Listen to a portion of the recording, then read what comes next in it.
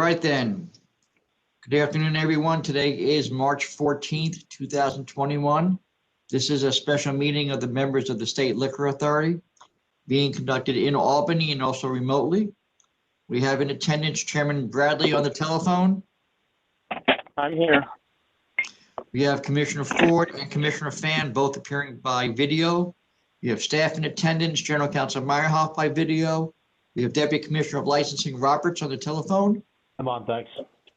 And myself, Secretary Donahue, in the opening offices. We have 3 items on today's calendar.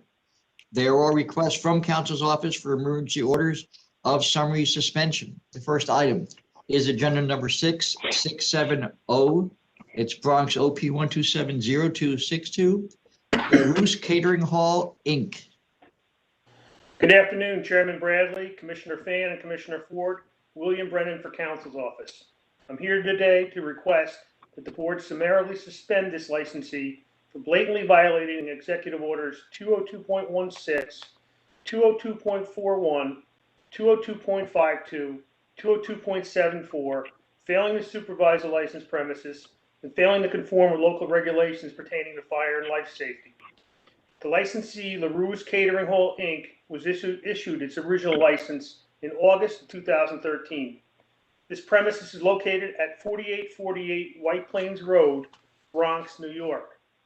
On Friday, March 12, 2021, Investigator Stravali and members of the New York City Police Department SLA COVID Task Force surveilled and conducted an inspection at the licensed premises. When they arrived at the location, they found it operating after the 11 p.m. curfew. Patrons were observed entering the location at 11:15 p.m. Investigator Stravali approached the door at 11:42 p.m. and found it locked. The patron knocked, and as the door was opened for the patron, Investigator Stravali entered the premises. Stravali observed a DJ playing music inside a large room with 26 patrons standing and drinking without proper facial coverings or socially distancing. Stravali didn't observe any food being served at all. Investigator Stravali observed several fire and safety violations, which included a defective exit light, a missing switchblade cover, an obstructed fire extinguisher, and improperly stored compressed gas.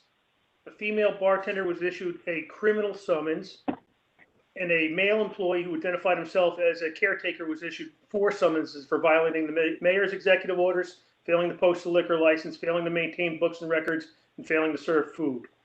There were 2 employees working who were not wearing appropriate face coverings as well. The liquor license was not posted, and there was no New York Forward reopening plan at the premises. Prior to March 12th, on March 10th, 2021, Lieutenant Pulgarin of the 47th Precinct had contacted Investigator Stravali and informed him that he had met with the licensee, Ms. Hope Jones, to advise her that she was illegally extending the premises to the building next door. Stravali attempted to reach Ms. Jones by phone, but was unsuccessful. He left a message for her and sent an email that included a cease and desist letter informing Ms. Jones that she must cease any conduct that violates the executive orders. It's clear from Investigator Stravali's report and the pictures that he provided that this licensee has little regard for the current executive orders. The manner in which this licensee is conducting business presents an immediate threat to the health and safety of the community in which she operates. Counsel's office respectfully requests that the board issue an emergency order suspending the licensee in order to protect the public.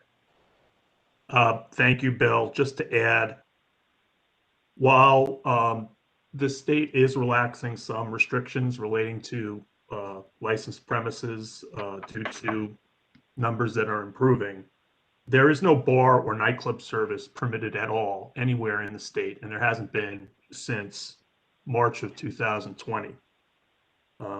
That's what this place was doing. They were not having people sitting and dining, which is all that's permitted in on-premise services. They were doing so after curfew and with the door locked, demonstrating consciousness of guilt, and apparently in the wake of at least a general warning to make sure they were adhering to executive order requirements.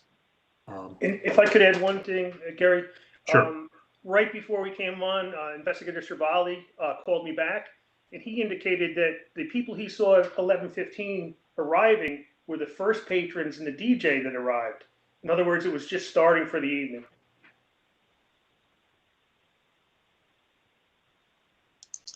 All right, then with that, Commissioner Fan, do you have any questions?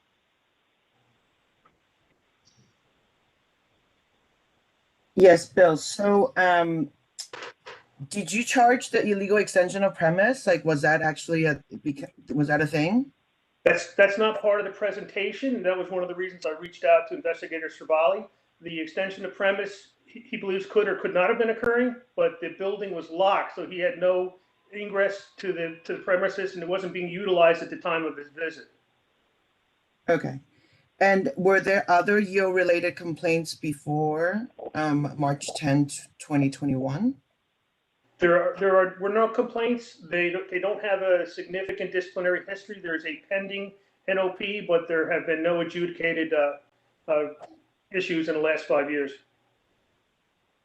What's in the outstanding NOP? I believe it's a failure to notify the authority of a change in fact. Okay. And that NOP was issued on 2/25/21.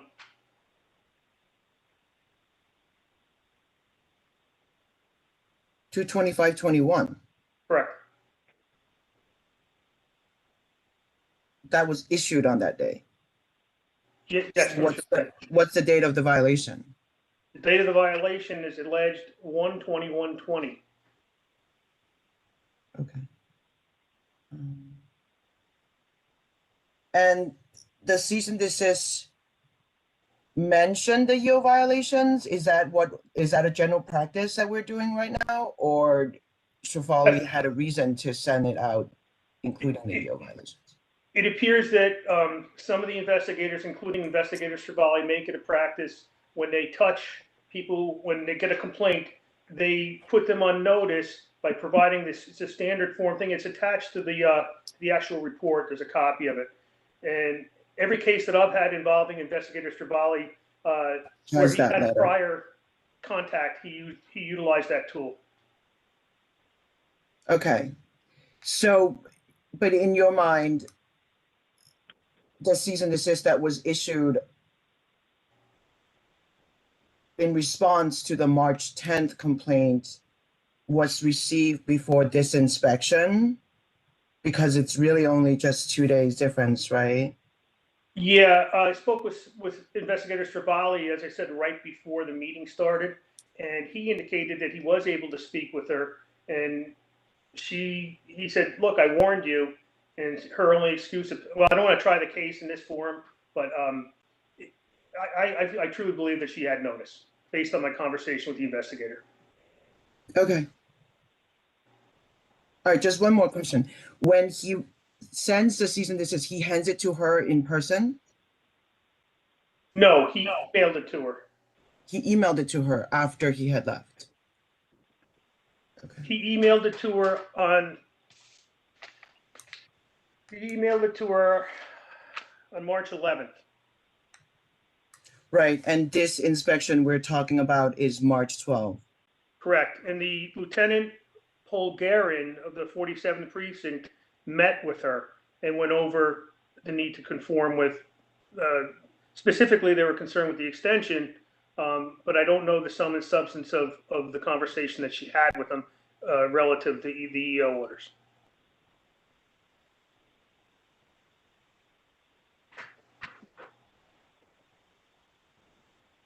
Sorry, let me just clarify. So when did the inspector meet with her? When you say inspector, there were different points of contact. The first point of contact that I made reference to was on March 10th. That was the lieutenant from the 47th Precinct who met with her. Investigator Cervali attempted to speak with her on the 11th, and he called her, he left a message, and he also emailed her a note that's attached to the report as well as a cease and desist letter. He subsequently spoke to her, I guess this morning or last night. I had to hang up on him because the meeting was starting. Okay. All right, thank you. And Commissioner Fan, just to clarify for the record, I don't know whether or not the inspector warned the licensee about not having a nightclub operation in the premises behind a locked door or not, or whether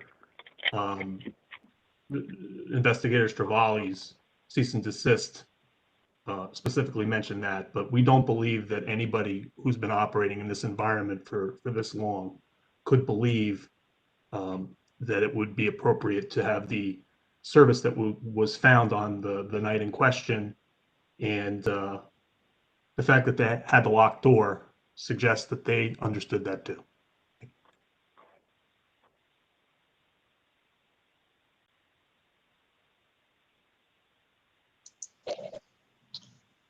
All right, Commissioner Fan, any other questions? You're muted, Commissioner Fan. Oh, no, I don't have any other questions. Thank you. All right, Commissioner Ford, any questions? Yeah, just one. Bill, I wasn't quite sure what you meant when you said that she was advised that she was using the premises next door. Is that what you said? I wasn't clear on that part. No, I'm sorry if it came off that way. She was advised by the lieutenant that they had complaints she was utilizing the next door premises and extending the license into that premises. When they got there, there was no one in there and they couldn't access it. So that's not part of this case at all, Commissioner. Okay, thank you. I just wasn't sure I heard you correctly. No further questions. All right, Chairman Bradley, any questions? No, I don't have any questions. All right, with that, I'll call for the vote of the members. First, Commissioner Fan.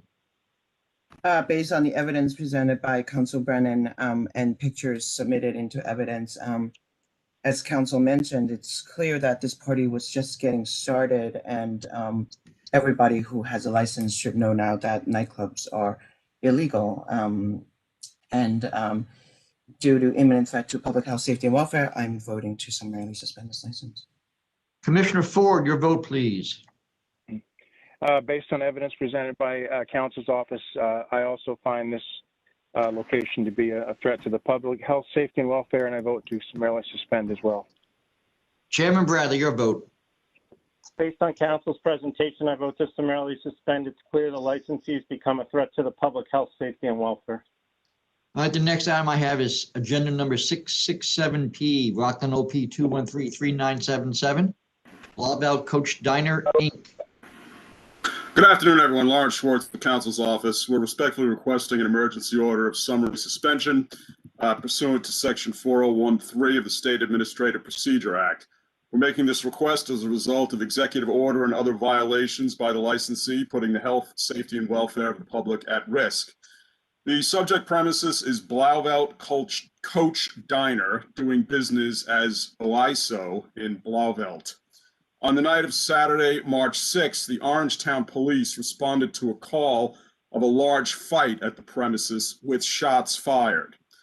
Pursuant to an ensuing homicide investigation, a sergeant from the Orangetown Police Department reviewed video of the premises recorded shortly before the police arrived that night at about 10:50 p.m. Now, the maximum occupancy for the premises pre-pandemic was 80 patrons, and under current rules, there should not have been more than 40 patrons on the premises. Instead, there were approximately 100 patrons. The patrons were not wearing masks, and they were not socially distancing. About 40 to 45 of them were standing up, drinking, and talking. In contravention of the terms of the license, no food was being served. There was a DJ, 30 or so patrons were dancing, and there were security guards. This premises has had an OP license since October of 2006. They don't have any disciplinary history, but back in March of 2018, in response to complaints from the community, an SLA investigator did visit the premises. The manager, who is the spouse of the licensee, admitted that they'd been hosting late-night parties in violation of the terms of the license. The SLA investigator issued a warning and explained that the premises had to operate as a restaurant under all the terms of the license. There was also a community complaint in January of this year that the premises were open at 11:40 p.m., which of course is well after the curfew, and that lots of intoxicated people were seen hanging around the premises and leaving and walking around the area. It's submitted that this licensee is engaged in conduct which is in violation of the restrictions on licensed premises at this point in the pandemic. There were far more patrons than should have been admitted. The licensee is not enforcing rules regarding mask wearing and social distancing. They basically turned this place into a crowded club with a DJ dancing, and perhaps worst of all, they're just not exercising any control over this crowded, disorderly place. And we submit that these conditions were the seedbed for the unfortunate events of that night. The videos are still in the hands of the Orangetown Police Department, and that's why you only have the reports and the affidavit. We will be considering whether to charge disorderly premises involving the violent incident that happened that night, when and if we have more evidence. But at this time, we are asking for a suspension based on the serious EO violations, the failure to supervise, and the charges regarding the failure to conform to the license application. This is certainly a case of conduct that the executive orders, the SLA rules, and the Department of Health rules are designed to prevent. I don't think there's any doubt at all that there's a danger to patrons, staff, families, and the public, or that the licensee can't be relied upon to follow the rules while this matter is litigated. This places an imminent threat to public health, safety, and welfare. The actions of the licensee require suspension, and that is what we respectfully ask the board to do. Thank you. All right, Commissioner Fan, any questions?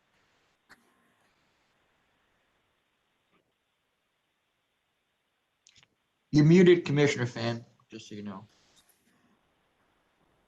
Sorry, Larry. No problem. Help me clarify the timeline here. So the violent incident happened on the same night as the inspection, or not the same night?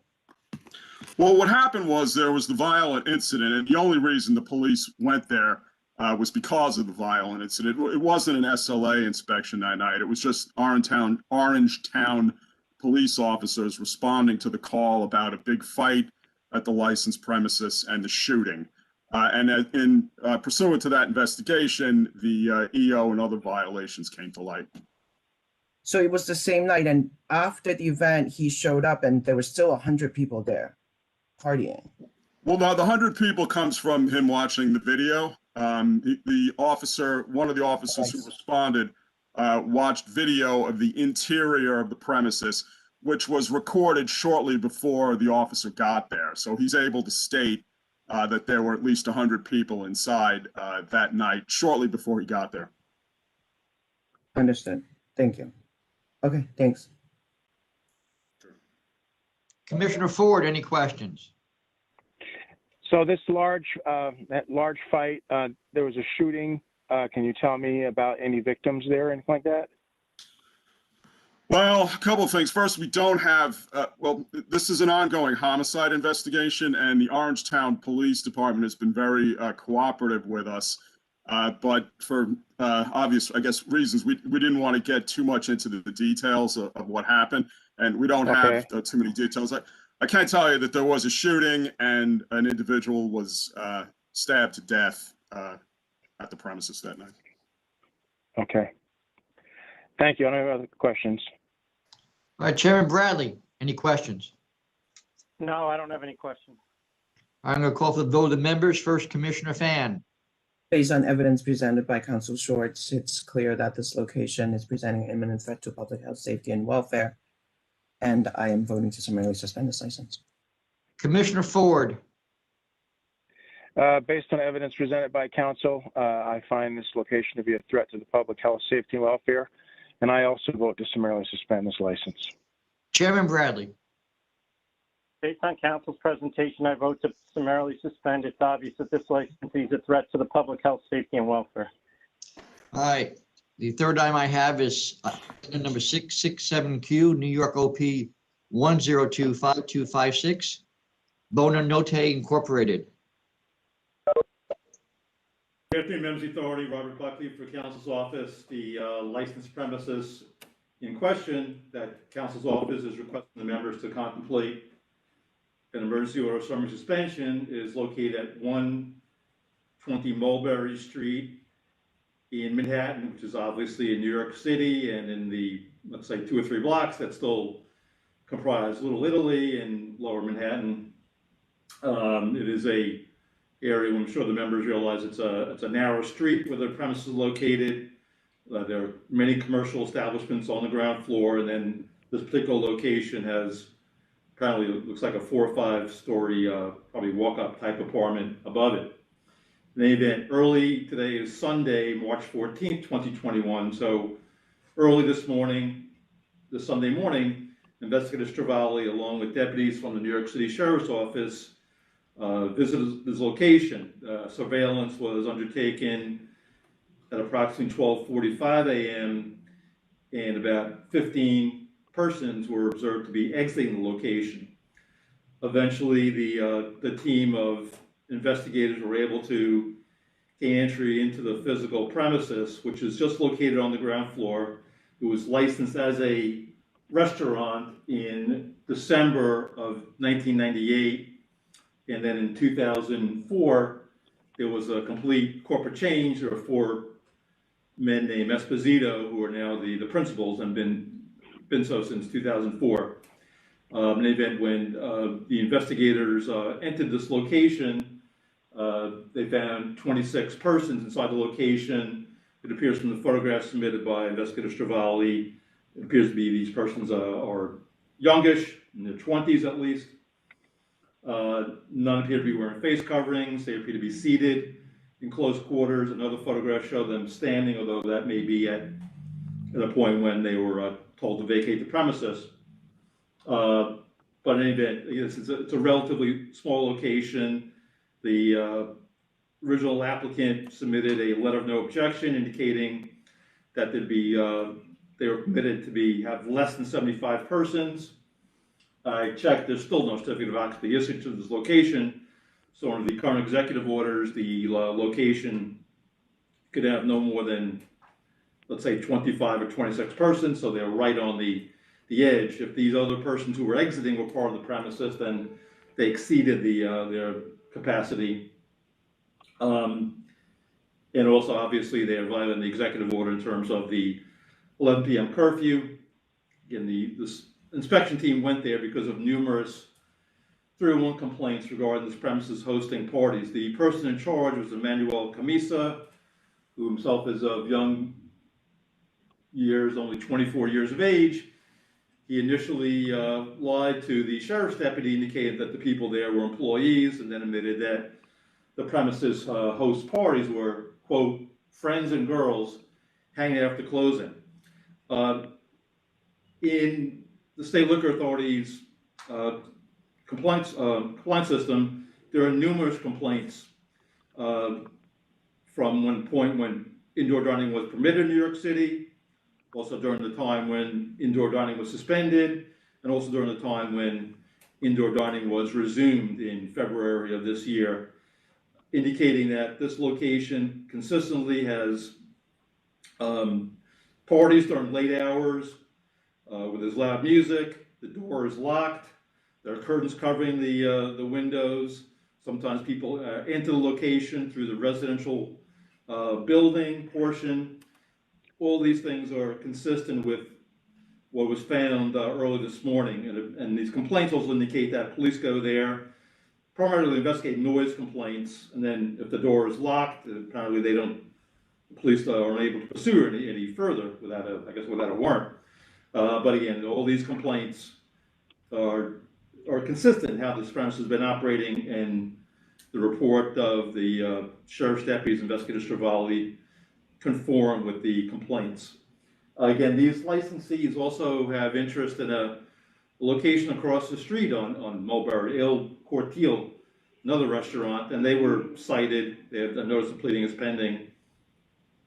Sad for them having a party inside the location on New Year's Eve, going to New Year's Day of this year. New Year's Eve of 2020 to New Year's Day of 2021. So it indicates these licensees are not only violating the law clearly at this location, but they're a location across the street. They have not been cited at this location that's before the members now for any prior violation since they've owned the location since 2004, but clearly this is now the culmination of all these complaints where they've been verified. Again, it is clear that this licensee is disregarding the governor's executive orders. Mr. Camisa was given 2 appearance tickets for violation of the mayor's and governor's executive orders, and finally an appearance ticket was issued to the premises, again, for violation of the executive orders. Clearly, the licensee is in disregard of the executive orders, and on that basis, Council's office offers this matter to the members for an emergency order of summary suspension of the liquor license issued to this location. Commissioner Fan, do you have any questions? No, I don't have any questions. Thank you. Commissioner Ford, any questions? Yeah, Mr. Buckley, when did you say they were licensed again? Originally said in December of what year? They were issued their first full liquor license December 10th, 1998. In 1996, they were issued initially a restaurant wine and beer license. So they've been licensed 25 some odd years almost. And again, Okay. these current principals since 2004, so 16 some odd years. Thank you. All right, Chairman Bradley, any questions? No, I have no questions. All right, with that, I'll call for the vote of the members. First, Commissioner Fan. Based on evidence submitted by Council Buckley, this location continues to violate the governor's executive order surrounding COVID-19. Due to imminent threat to public health, safety, and welfare, I'm voting to summarily suspend this license. Commissioner Ford. Based on evidence as presented by council, I too vote to summarily suspend this licensee. Chairman Bradley. Based on council's presentation, I vote to summarily suspend. It's clear the licensee is a threat to the public health, safety, and welfare. All right, then, I have no other items. Chairman, do you have anything else for this meeting? No, just once again, thank you all for working on Sunday. Have a good rest of the weekend. All right, with that, this Thank you. meeting is adjourned. Thank you. Yes, thank you all.